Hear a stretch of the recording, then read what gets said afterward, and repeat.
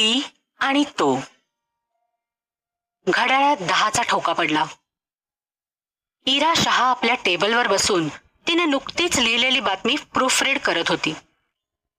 ती ग्लॅमस्कॅम न्यूज नावाच्या एका आघाडीच्या न्यूज एजन्सीमध्ये रिपोर्टर असल्याने आर्टिकलमध्ये छोटीशी चूक होऊनही चालणार नव्हतं.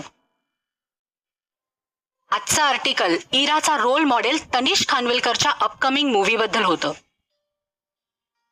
तनिषला रिपोर्टर्सची भयंकर चीड असल्याने ही बातमी मिळवायला इराला किती कष्ट पडले ते तिलाच माहीत होतं. ही बातमी मिळवताना तिला आयुष्यात पहिल्यांदा तनिषला प्रत्यक्षात पाहता आलं. टीव्हीवर दिसायचा त्यापेक्षा कितीतरी जास्त हँडसम होता तो. तो क्षण आठवून अजूनही तिच्या अंगावर शहारे येत होते. प्रूफ रिडिंग करता करता तासभर निघून गेला आणि अचानक इराचा डावा डोळा फडफडू लागला. काही केल्या थांबेना. तिची अवस्था बघून तिची कलिक स्नेहा तिला चिडवत म्हणाली, शुभशकुन आहे हा. आज नक्कीच तुझं नशीब फळफळणार बघ. डोंबल, गेली 8 वर्ष त्याचीच वाट बघतेय मी. असं म्हणून इरा पुन्हा आपला डोळा चोळू लागली. तितक्यात त्यांना नीतू नायक त्यांच्या दिशेने येताना दिसली. नीतू आणि इरा जरी कलिग्ज असल्या तरी एकमेकांना पाण्यात पाहायच्या. इरा हळूच स्नेहाच्या कानात पुटपुटली, अपशकुन येतोय बघ चालत. आणि त्या दोघीही हसू लागल्या. नीतू गुस्सातच आली आणि इराला म्हणाली, जा, तुला भेटायला कोणीतरी आलाय. तिथे दाराबाहेर थांबलाय तो माणूस. बाहेर एक सुटाबुटातला माणूस उभा होता. तो फार काही माहिती न देता इराला पार्किंग मध्ये घेऊन गेला. तिथे एका काळ्या काचांची आलिशान गाडी उभी होती. इरा, तो सूट घातलेला माणूस आणि ती काळी गाडी सोडून तिथे चिटपाखरूही नव्हतं. इराला जरा भीती वाटायला लागली होती. तितक्यात गाडीची काच खाली गेली आणि इरा थक्कच झाली. त्या गाडीत तनिष खानविलकर बसला होता. इराला पाहताच त्याच्या डोळ्यात क्षणभर दुखावल्यासारखे भाव तरळले. पण कोणी नोटीस करायच्या आत त्याचा चेहरा परत निर्विकार झाला. कुणाला कॉफीसाठी विचारावं तितक्याच कॅज्युअली त्याने इराला विचारलं, लग्न करशील माझ्याशी? तिच्या उत्तराची वाट न बघता तनिषने ऑर्डर सोडली, गाडीत बस. इरा इतकी भांबावून गेली होती की ती मुकाट्याने गाडीत बसली. इरा गाडीत बसताच तनिष ड्रायव्हरला म्हणाला, गाडी रजिस्ट्रेशन ऑफिसच्या दिशेने घे. मग तो इराकडे वळून थंडपणे म्हणाला,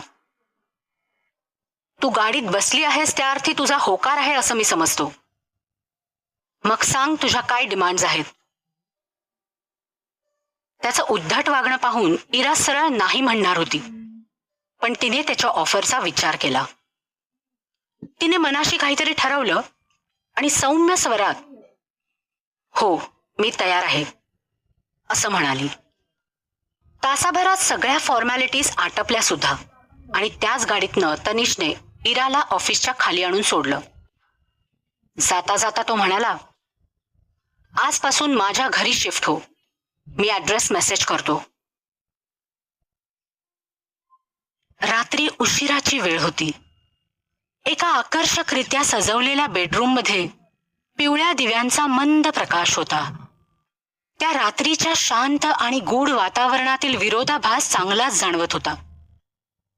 इरा शहा आपला सेक्सी नाईट गाऊन मुठीत धरून एका मोठ्या बेडवर अस्वस्थपणे बसली होती. इरा खरं तर एक बेडर व्यक्ती होती, पण आता जे घडणार होतं त्याचा विचार करून मात्र भीतीने तिच्या अंगावर काटा आला. इराने तिचा खालचा ओठ चावला आणि तिचे गहिरे काळेभोर डोळे हळूच बाथरूमच्या दिशेला वळले. वाहत्या पाण्याचा आवाज थांबला आणि बाथरूमचं दार उघडलं आणि उंचच्या उंच तनिष खानविलकर जेव्हा बाथरूमच्या बाहेर पडला तेव्हा त्याच्या समोर हे भव्य बेडरूम सुद्धा लहानच वाटत होती. त्याचं स्वतःचं एक वेगळंच खास अस्तित्व जाणवायचं. इरा दचकली आणि पटकन उठून उभी राहिली. या माणसाशी तिचं नुकतंच लग्न झालं होतं आणि तरीही रजिस्ट्रेशन वगळता ही त्यांची पहिलीच भेट होती. तिच्या मनात असंख्य प्रश्न होते. का बरं या एवढ्या देखण्या श्रीमंत माणसाने माझ्यासारख्या एका साध्या मुलीशी लग्न करायचं ठरवलं असेल? तेही काही ओळख पाळख नसताना. विचारात गढलेल्या तिची नजर त्याच्यावर खिळली होती. त्याच्या अंगावर केवळ एक पांढरा बाथरोब होता आणि त्याच्या ओल्या केसातून अजूनही पाण्याचे थेंब टपकत होते. त्याचं धारदार नाक आणि पातळ ओठांसहित त्याची पूर्ण चेहरेपट्टी टीव्हीवर दिसायची त्याहूनही देखणी आणि रुबाबदार होती. हे एक स्वप्न आहे का? तिचा आयडॉल तिच्यासमोर उभा होता. ती भांबावून गेली होती. त्याने घसा खाकरला.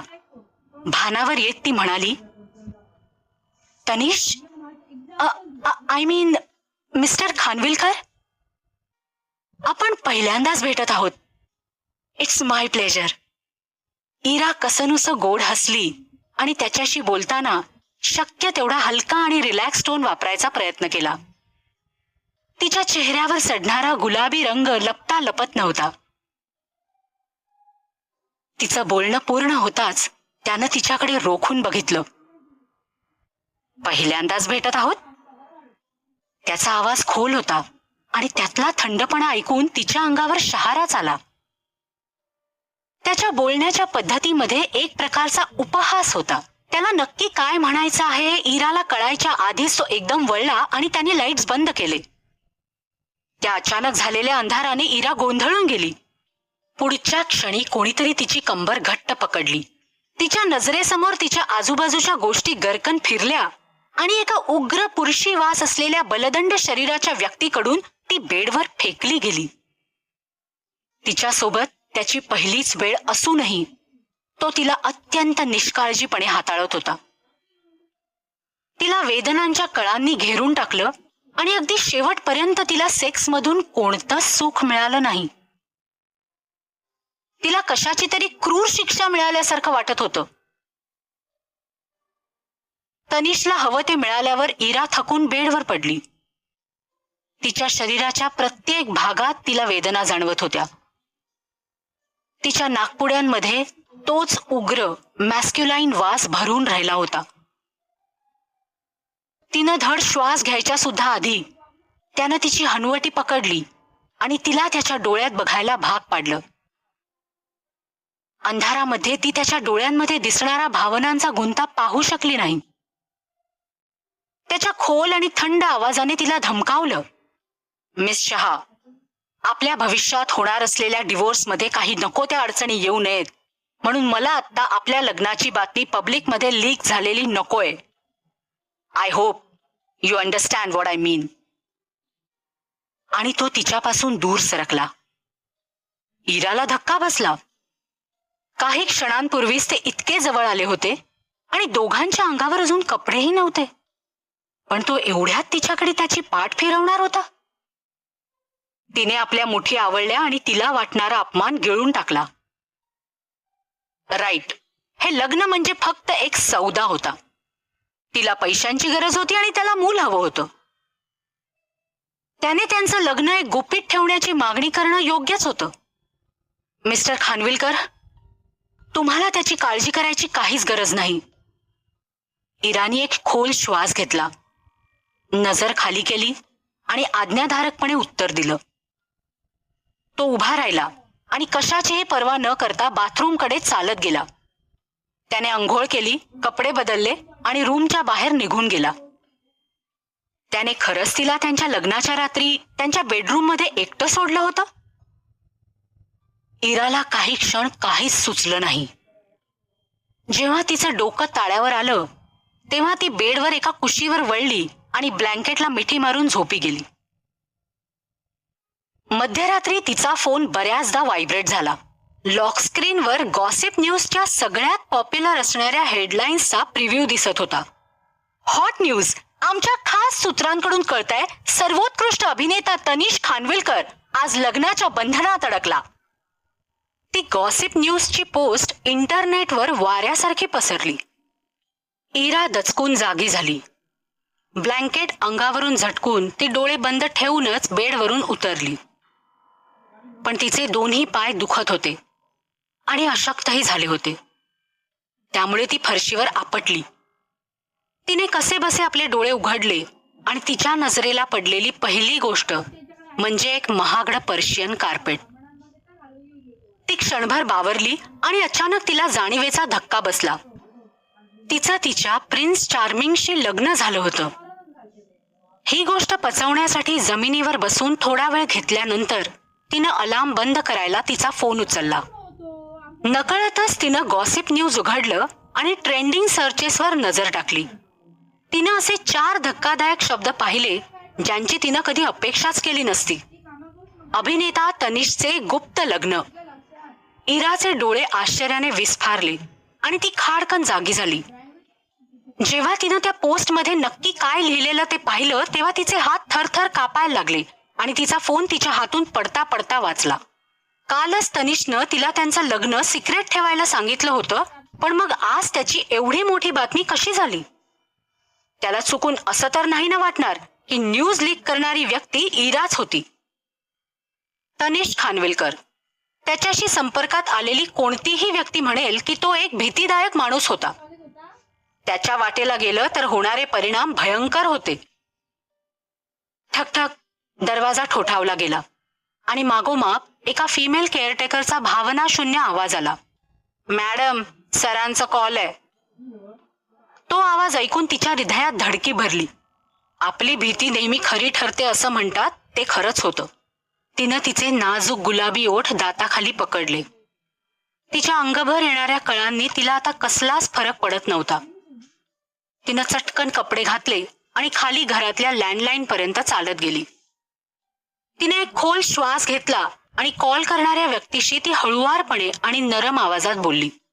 तनिष खानविलकरचा बर्फासारखा थंड आवाज फोनमधून तिच्या कानांपर्यंत पोचला. तू एक आज्ञाधारक व्यक्ती असशील असं मला आधी वाटलं. त्याचा तिच्यावर मुळीच विश्वास नव्हता असं दिसत होतं.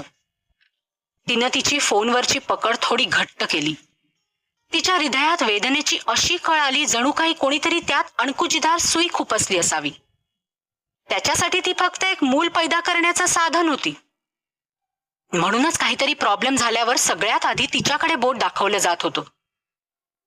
मी काहीही केलेलं नाही. मिस्टर खानविलकर, प्लीज विचार करून पहा. तुम्ही मला जे पैसे दिलेत ते तुम्हाला हवं तेव्हा तुम्ही काढूनही घेऊ शकता. मी स्वतःच्याच पायावर कुऱ्हाड मारून घेण्याचा मूर्खपणा का करेन? तुम्ही याचा तपास करून घेऊ शकता. जर त्यातून माझा याच्याशी काही संबंध आहे असं पुढे आलं तर तुम्ही जे काही कराल ते भोगायला मी तयार आहे. इरा तिच्या मनात उसळणाऱ्या भावनांना लगाम घालण्यासाठी थोडं थांबली आणि अगदी शांतपणे तिने हे उत्तर दिलं. जरी ती आत्मविश्वासाने बोलली असली तरी तिनं स्वतःच्या बचावासाठी जे काही त्याला सांगितलं होतं त्याबद्दल तिला खात्री वाटत नव्हती. फोनवर पलीकडच्या बाजूला असलेली व्यक्ती शांत राहिली, ज्यामुळे तिचा अस्वस्थपणा प्रत्येक सेकंदाला वाढत होता. तनिष तिच्यावर विश्वास ठेवेल असं तिला वाटत नव्हतं. अखेरीस काही वेळाने तनिष उत्तरला. मी चेक करेन, पण जर रिपोर्टर्सनी तुझी मिसेस खानविलकर म्हणून ओळख पटवली तर? त्यानं वापरलेल्या धमकीच्या आवाजाने ती सटपटली आणि तिनं लगेचच न कचरता उत्तर दिलं. जर तसं काही झालं तर मी स्वतः माझं सामान घेऊन इथून निघून जाईन. मला तुझ्यामुळे नंतर कोणताही त्रास झालेला नकोय. डोंट वरी. मी त्याचे साधे शब्द पण कठोर निर्विकार आवाज ऐकून इराला तिला जे वाटत होतं ते त्याला सांगावंसं वाटलं. पण तिचं वाक्य पूर्ण होण्याआधीच त्याने फोन आपटून कॉल कट केला.